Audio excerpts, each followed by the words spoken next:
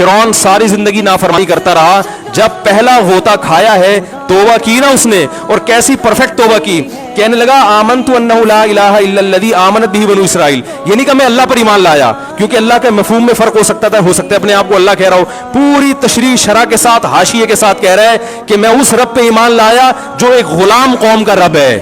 صحیح ہے نا, میری جو بنی اسرائیل جو میرے غلام تھے نا, وہ جس کو رب مانتے ہیں میں اس پر کو رب مانا میں نے.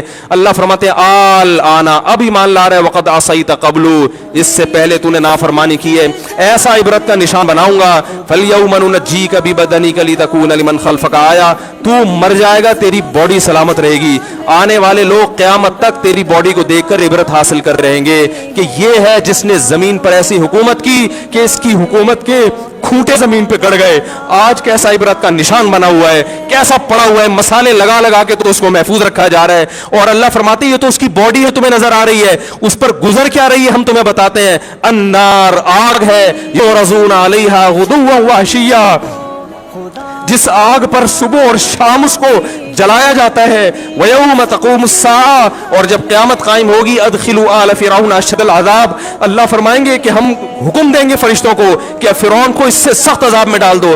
آپ کو فرعون لیٹا ہوا نظر آ رہا ہے, قرآن کہہ رہا ہے لیٹا ہوا نہیں ہے, وہ صبح اور شام آگ میں جلایا جا رہا ہے اس کو.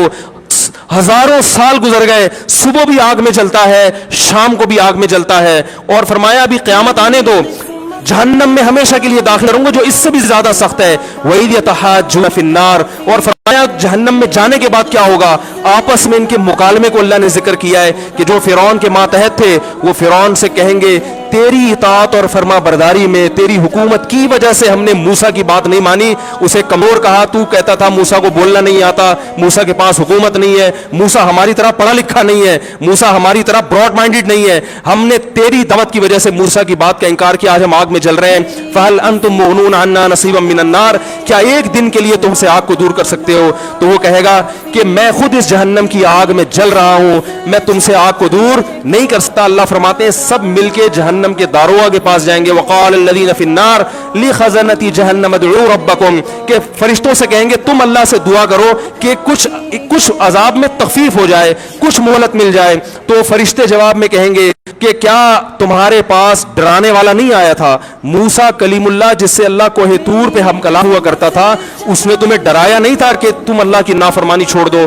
کہیں گے قالوا بلا, وہ کہیں گے ضرور. اللہ فرمائیں گے پھر اعلان ہوگا فادعوا وما دعاء الکافرین الا فی ضلال, فرشتے کہیں گے اللہ نے ہم پر پابندی لگائی ہے تمہاری سفارش کرنے پر, تم خود اللہ کو پکارو. اللہ فرماتے آج ان کی پکار بیکار جائے گی, کوئی اسے سننے والا نہیں ہوگا. دیکھو جب تک جسم میں روح ہے, ایک دفعہ انسان توبہ کے آنسو بہا دے,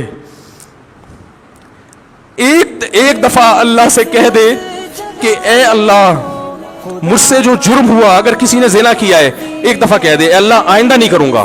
اگر کسی نے شراب پی ہے ایک دفعہ کہہ دے کہ اے اللہ آئندہ نہیں پیوں گا.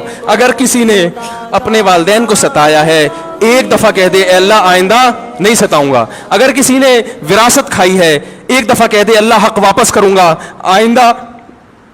آئندہ کسی کا حق نہیں دباؤں گا. اگر کسی نے انٹرنیٹ پر بیہودہ فحش فلمیں دیکھی ہیں ایک دفعہ کہہ دے اللہ دیکھ چکا آئندہ بولو بھائی نہیں دیکھوں گا. اللہ فرماتے ہیں اس کے کہنے میں تاخیر ہو سکتی ہے.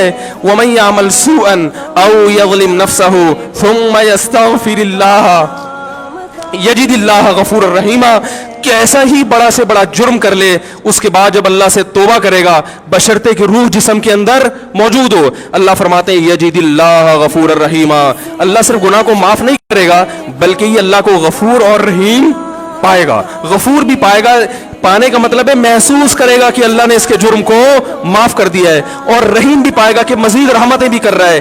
یہ اس وقت تک اللہ کی طرف سے بھائی پیکیج ہے جب تک روح جسم کے اندر موجود ہے, کیونکہ غیب کا معاملہ ہے. جب اس روح اور جسم کا رشتہ کمزور ہو گیا ایڑیاں رگڑتے رہو گے لیکن اللہ توبہ قبول کرنے کے لیے تیار نہیں ہوگا. اللہ سے دعا ہے کہ اللہ ہمیں اس وقت کے آنے سے پہلے سدھرنے کی توفیق عطا فرمائے, اور اس اس بے حیائی کا جو طوفان ہمارے معاشرے میں پھیلا ہوا ہے، اللہ اس بے حیائی کے طوفان سے ہمیں بھی اور اپنے اہل و عیال اور اپنی اولادوں کو بھی بچنے کی توفیق عطا فرمائے۔ سبحانک اللہم و بحمدک، نشہد ان لا الہ الا انت، نستغفرک۔